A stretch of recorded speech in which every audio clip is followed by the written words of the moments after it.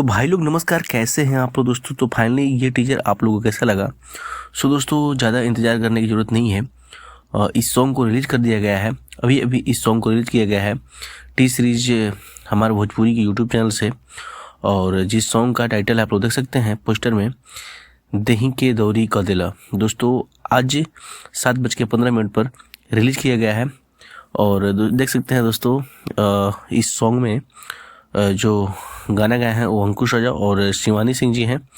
और इस सॉन्ग का म्यूजिक डायरेक्टर है विकी बॉक्स और लिरिक्स है पोस रामपुरी का। दोस्तों बहुत ही बेहतरीन गाना, और इसमें जो स्टार कास्ट हैं अंकुश राजा और क्वीन शालिनी जी हैं। सो दोस्तों अभी अभी इस सॉन्ग को रिलीज किया गया है, तो आप लोग जाइए इस सॉन्ग का आनंद उठाइए। बहुत ही ब्लॉकबस्टर सॉन्ग है दोस्तों, देसी अंदाज में एकदम बवाल मचा देगा ये सॉन्ग। जाइए सुनिए, अभी तक नहीं सुने तो। सो दोस्तों यही अपडेट था, सोचा आप लोगों को शेयर कर दें। तो अपडेट अच्छा लगा हो तो वीडियो को लाइक कीजिएगा, चैनल को सब्सक्राइब कीजिएगा। तो चलिए मिलते हैं अगले नेक्स्ट वीडियो में। तब तक आपको बाय, टेक केयर।